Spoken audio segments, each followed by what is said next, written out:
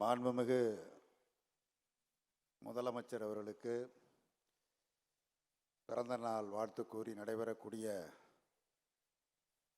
மாபெரும் விழாவிற்கு தலைமை தாங்கி சிறப்பாக நடத்தி கொண்டிருக்கக்கூடிய திராவிட முன்னேற்ற கழகத்தினுடைய பொதுச் செயலாளர் மாண்புமிகு அமைச்சர் அண்ணன் துரைமுருகன் அவர்களே,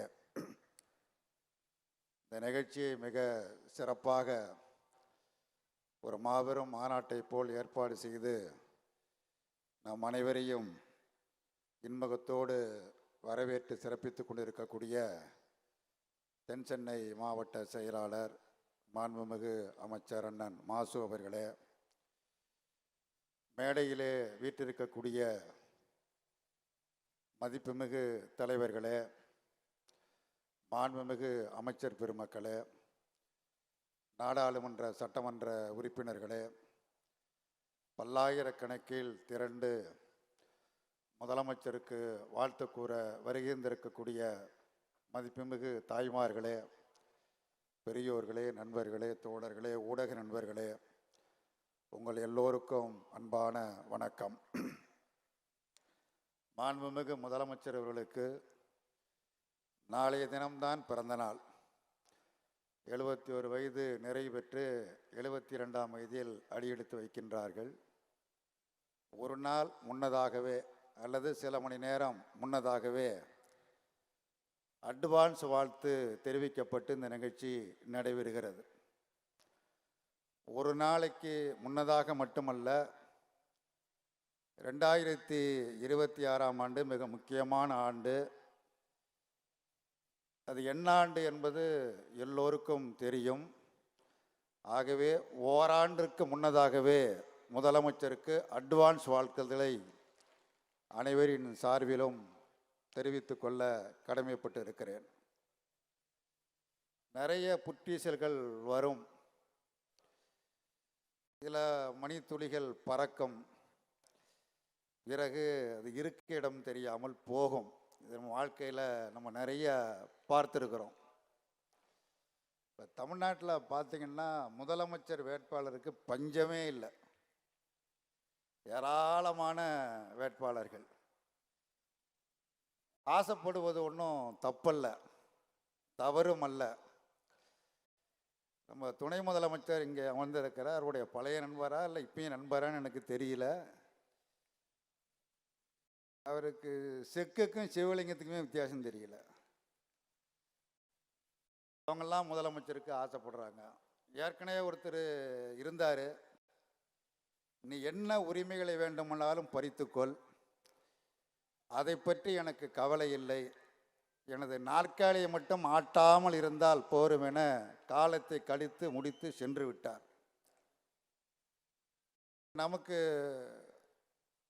முதலமைச்சர் தேவை, முதலமைச்சர் இருக்கிறார். சாதனை பட்டியலெல்லாம் இங்கே நிரம்ப சொன்னார்கள். அது எல்லோருக்கும் தெரியும். நான் அந்த பிரச்சனைக்கு வரவில்லை. இங்கே எனக்கு முன்னர் பேசிய நம்முடைய விடுதலை சிறுத்தைகள் கட்சியினுடைய தலைவர், எனது பேரன்பிற்குரிய தோழர் திருமாவளவன் அவர்கள் இன்றைக்கு ஏற்பட்டிருக்கிற பிரச்சனைகள், ஒன்றிய அரசாங்கத்தால் ஏற்பட்டிருக்கிற நெருக்கடிகள் குறித்தெல்லாம் சொன்னார். இந்த நெருக்கடி ஒரு சாதாரண நெருக்கடிகள் அல்ல, மிக மோசமான நெருக்கடிகள்.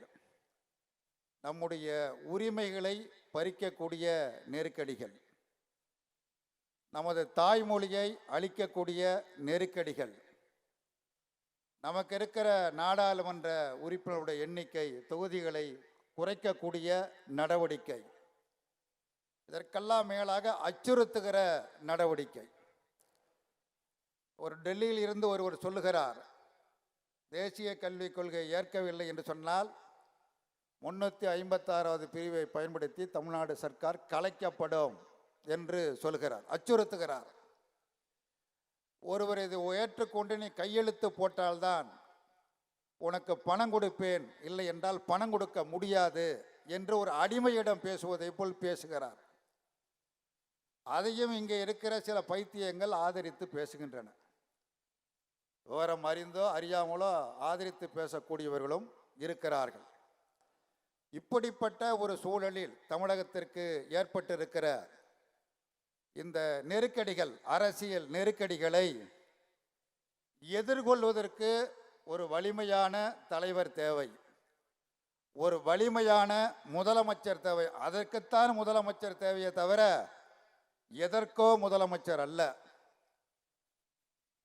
கொள்கை ரீதியாக, அரசியல் ரீதியாக எதிர்கொள்வதற்கு கொள்கையில் உறுதியுடைய ஒரு தலைவர் தேவை. அத்தகைய தலைவரை தான் தமிழகம் பெற்றிருக்கிறது. இல்லைன்னா காம்ப்ரமைஸ் பண்ணிக்கலாம்.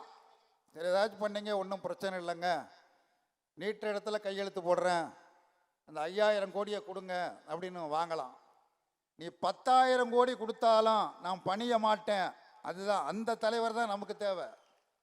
அத்தகைய முதலமைச்சர் தான் தேவை. அதனால்தான் தோழர் திருமா சொன்னார், அடுத்து நடைபெறக்கூடிய 2026ஆம் ஆண்டு தேர்தலிலும் நீங்கள் தான் முதலமைச்சராக வர வேண்டும் என்று விடுதலை சிறுத்தைகள் கட்சியின் சார்பாக முன்மொழிந்திருக்கிறார். இந்திய கம்யூனிஸ்ட் கட்சியின் சார்பில் வழிமொழிகிறேன். ஏதோ நாங்கள் 2 பேர் மட்டுமல்ல, இந்த மேடையில் 24 கட்சிகள் இருக்கிறது. 24 கட்சி தலைவர்கள் இருக்கிறார்கள், திராவிட முன்னேற்ற கழகத்தையும் சேர்த்து. ஆனால் முதலமைச்சரை வாழ்த்தி பேசுகிறவர்கள் எண்ணிக்கை 23. திமுக சார்பாக எல்லாரும் எதுக்கு உட்காந்து என்னதான் பேசுகிறாங்கன்னு கேட்டுக்கிட்டு இருக்கிறாங்க. பொதுச் செயலாளர் என்கிற முறையில் ஒரு தலைமை தாங்குகிறார், அவ்வளவுதான்.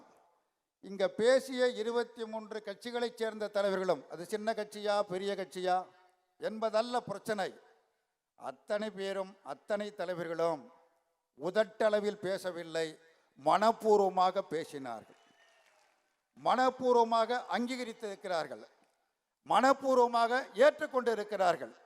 அதுதான் முக்கியமானது. எல்லோரும் மனப்பூர்வமாக நாங்கள் ஏற்றுக்கொள்கிறோம், உங்கள் பின்னால் அணிவகுத்து இருக்கிறோம்.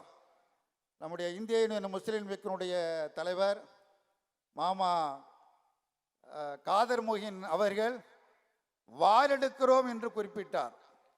நீங்கள் ஆணையிடுங்கள், நாங்கள் வானெடுக்கிறோம் என்று குறிப்பிட்டார். அவருக்கு வயது ரொம்ப அதிகம், மிக வயதான தலைவர். அப்படி சொன்ன ஆசிரியர் இருக்கிறார், அவருக்கு வயது 90, அப்படி சொன்ன என்கிட்ட சண்டைக்கு வந்துடுவார். அவருக்கு வயசு 19 தான். 19 வயசுக்குரிய தலைவராகத்தான் செயல்பட்டு கொண்டு இருக்கிறார். ஆக இந்திய முஸ்லீம் தலைவர் வால் எடுக்கிறேன், நீங்கள் ஆணையிடுங்கள், நாங்கள் வால் எடுக்கிறோம். சண்டை போடுவதற்கு, யுத்தம் நடத்துவதற்கு உண்மையில் ஒரு யுத்தம் நடைபெற்று கொண்டு இருக்கிறது. பாசிசத்திற்கு எதிரான யுத்தம் நடைபெறுகிறது.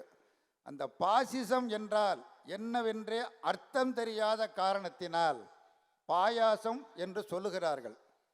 சின்ன பிள்ளைங்க அப்படிதான் பேசும், அதை பெருசாக எடுத்துக்கொள்ளக்கூடாது. பாயாசத்துக்கும் பாயசம் தெரியாது, பாயசத்தை பற்றியே தெரியாது. அதை தெரிந்து கொள்ள வேண்டும், படிக்க வேண்டும்.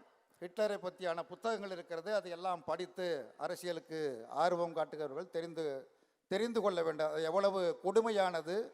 2 கோடி பேரை பலி கொண்டது பாசிசம், ஒருவர் இருவரை அல்ல, 2 கோடி பேரை பலி கொண்டது பாசிசம். அந்த பாசிசத்தை பற்றி தெரியாமலே பேசிக்கொண்டிருக்கிறார்கள். இன்றைக்கு ஒன்றியத்தில் நடைபெற்று கொண்டிருக்கிற ஆட்சி, நான் சுருக்கமாக முடித்து விடுகிறேன், மாசு பின்னாடியே நிற்கிறார். ஒன்றியத்தில் நடைபெற்று கொண்டிருக்கிற ஆட்சி ஜனநாயக ஆட்சி அல்ல, சர்வாதிகார ஆட்சி, பாசிச ஆட்சி. அந்த பாசிசத்திற்கு எதிராக இந்தியாவிற்கே வழிகாட்டியாக தமிழ்நாடு ஒரு முன்னோடி மாநிலமாக பாசிசத்திற்கு எதிரான யுத்தத்தை நடத்தி கொண்டு இருக்கிறது. பாசிசம் என்பது மிக அபாயகரமானது, நாட்டையே அழித்துவிடும், நாட்டையே சீரழித்துவிடும். ஜனநாயகம் என்ற பேச்சுக்கு இடம் கிடையாது. அப்படிப்பட்ட பாசிசத்தை எதிர்த்து நடைபெற்று கொண்டிருக்கக்கூடிய இந்த போரில் இந்தியாவுக்கே ஒரு முன்மாதிரியாக, முன்னோடி மாநிலமாக தமிழகம் விளங்கி கொண்டிருக்கிறது என்று சொன்னால் அதற்கு யார் காரணம்? 23 தலைவர்கள், 23 அழகான மலர்கள். அந்த அழகான மலர்கள் தனித்தனியாக இருந்தன, அழகான ரோஜா மலர்கள்.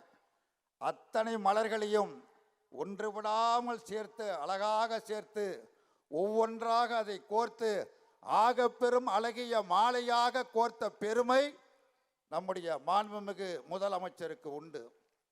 இது தேர்தலுக்காக உருவாக்கப்பட்ட அணி அல்ல. காவேரி நதிநீர் பிரச்சனையில், தமிழ்நாட்டின் உயிர்நாடி பிரச்சனையான காவேரி நதிநீர் பிரச்சனையில் அனைத்து கட்சிகளையும் அரவணைத்து ஒன்றிணைத்து ஒரு மகத்தான ஒரு மாபெரும் இயக்கத்தை தமிழ்நாட்டில் முக்கம்பில் தொடங்கி கடலூர் வரை ஒரு பிரம்மாண்டமான பிரச்சார இயக்கத்தை வெற்றிகரமாக நடத்தி முடித்து அதனுடைய தொடர்ச்சியாக இந்த அணி பல பத்தாண்டுகளுக்கு மேலாக தொடர்ந்து செயல்படுகிறது என்று சொன்னால் ஒரு கொள்கை பலம் இருக்கிற காரணத்தினால் இந்த அணி தொடர்கிறது. அதை உருவாக்கிய பெருமை முதலமைச்சருக்கு உண்டு. அந்த கொள்கை பலத்தோடு பணியை தொடருவோம், எதிரிகளை வீழ்த்துவோம். மீண்டும் முதலமைச்சருக்கு வாழ்த்துக்கள். நன்றி, வணக்கம்.